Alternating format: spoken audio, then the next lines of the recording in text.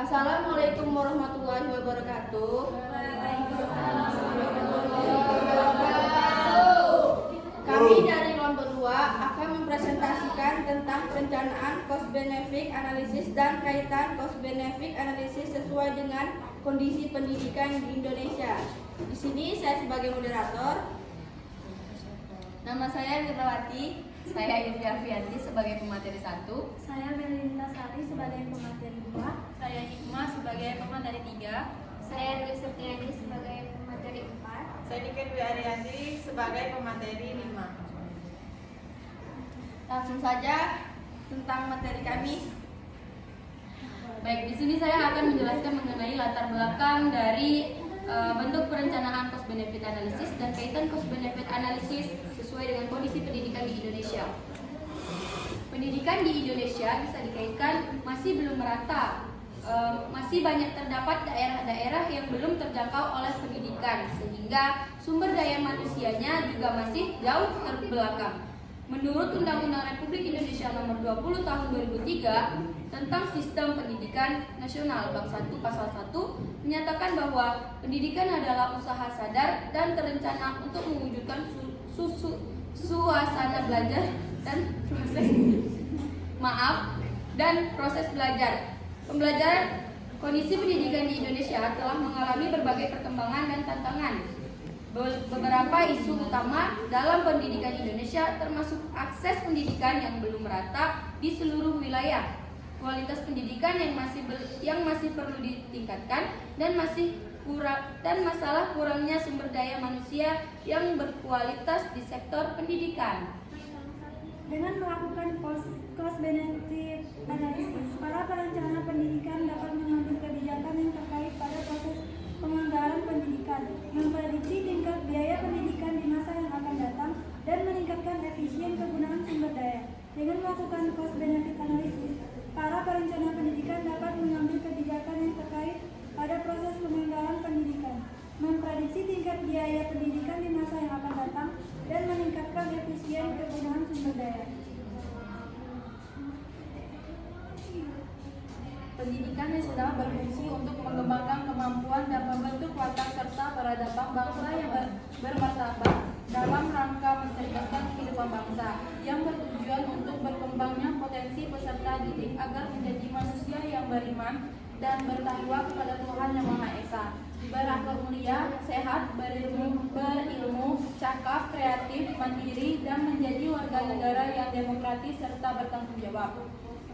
Pendidikan tidak hanya diperoleh dengan cara menempuh jalur formal saja, dengan cara datang, duduk, mendengar, dan selanjutnya hingga akan memperoleh penghargaan dari tes yang sudah dilewati.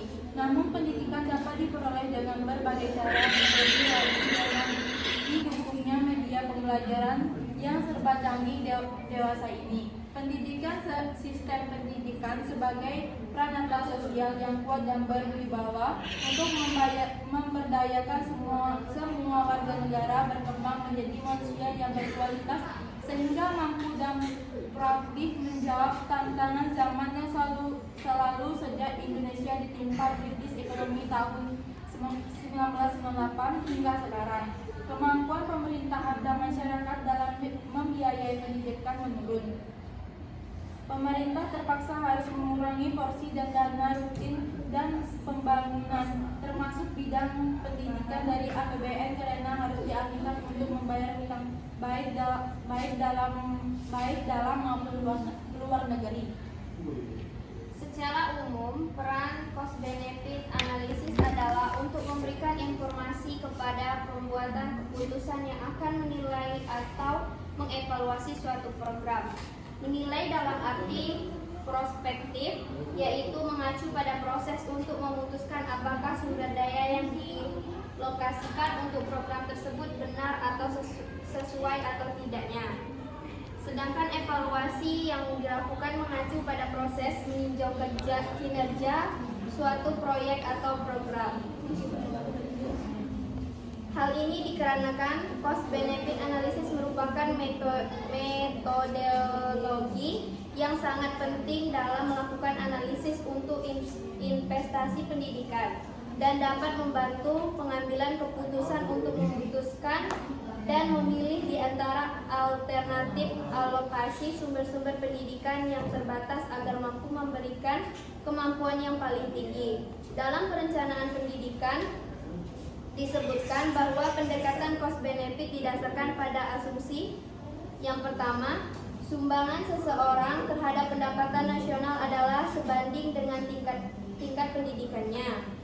Yang kedua, perbedaan pendapat di masyarakat disebabkan oleh perbedaan dalam pendidikan, bukan perbedaan kemampuan atau latar belakang sosial. Dengan demikian, pendekatan cost benefit dalam pembiayaan pendidikan. Implementasi cost benefit analisis dalam pendidikan dapat berkembang khususnya di Indonesia. Pendidikan dianggap sebagai suatu lembaga yang akan menentukan perkembangan suatu bangsa. Hal ini berlandasan karena pada hakikatnya melalui pendidikan akan dapat menciptakan sumber daya manusia yang berkualitas yang akan mampu bersaing dengan perkembangan zaman. Dengan demikian dapat dinyatakan bahwa sebagai bentuk implementasi analisis cost benefit adalah dengan menjadikan pendidikan sebagai investasi sumber daya manusia atau human capital investment, di mana pendidikan adalah sebagai bentuk investasi untuk dapat menghasilkan sumber daya manusia sebagai benefit atau manfaat dari proses pendidikan. Baiklah, saya akan menjelaskan kesimpulan dari makalah kami. Cost benefit adalah proses menghitung dan membandingkan perkiraan biaya dengan manfaat atau peluang yang menjadi acuan penting dalam pembuatan keputusan. Dalam konteks pendidikan, cost benefit analysis dapat membantu dalam mengevaluasi efisiensi penggunaan sumber daya di sekolah, menentukan keuntungan dari program-program pendidikan, dan mengevaluasi kebijakan pendidikan. Berikut adalah beberapa kesimpulan mengenai kenapa cost benefit analysis penting bagi pendidikan. CBA dapat membantu dalam mengevaluasi efisiensi penggunaan sumber daya di sekolah sehingga dapat meminimalkan biaya dan memaksimalkan manfaat. CBA dapat membantu dan menentukan keuntungan dari program-program pendidikan sehingga dapat memastikan bahwa program-program tersebut memberikan manfaat yang sebanding dengan biaya. CBA dapat membantu dalam mengevaluasi kebijakan pendidikan sehingga dapat memastikan bahwa kebijakan tersebut memberikan manfaat yang sebanding dengan biayanya. Baiklah teman-teman, dari pemaparan materi kami tadi, adakah yang ingin bertanya?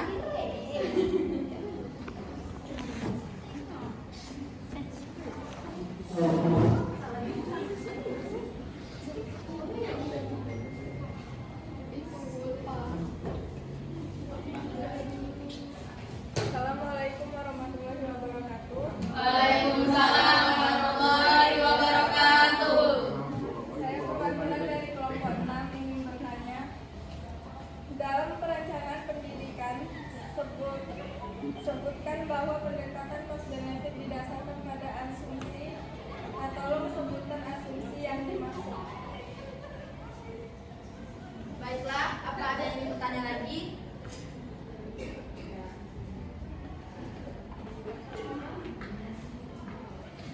Assalamualaikum warahmatullahi wabarakatuh. Perkenalkan, nama saya Dea Amanda Saputri dari kelompok 3. Di sini saya akan bertanya, kenapa analisis pembiayaan pendidikan sangat penting? Terima kasih. Bisa diulangi pertanyaannya? Kurang jelas. Pertanyaan saya, kenapa analisis pembiayaan pendidikan sangat penting? Terima kasih. Baiklah, kami akan menjawab semua pertanyaan dari teman-teman.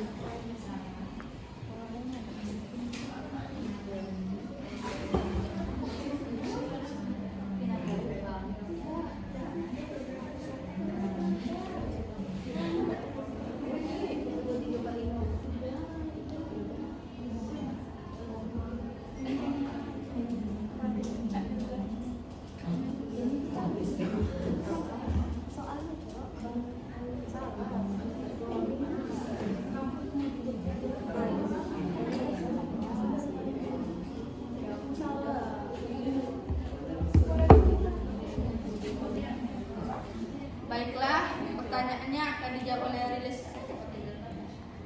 Baiklah, saya akan menjawab pertanyaan dari saudari Ulfa dari kelompok 6.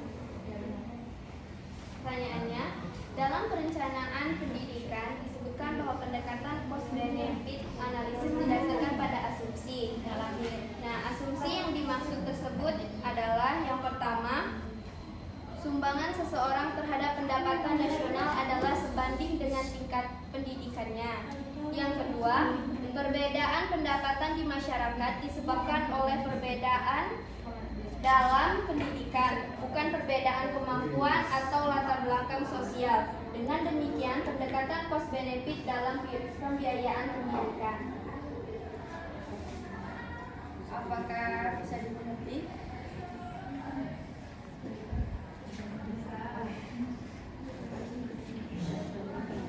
Selanjutnya akan dijawab oleh Nike. Baiklah, saya akan menjawab pertanyaan dari saudari Dea. Pertanyaannya adalah, kenapa analisis pembiayaan pendidikan sangat penting?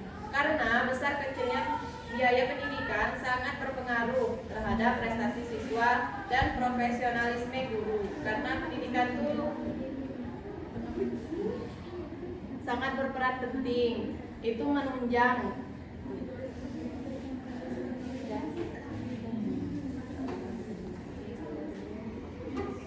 Apakah bisa dimengerti ya? Baiklah, itu tadi hasil presentasi kami. Kami akhiri. Wassalamualaikum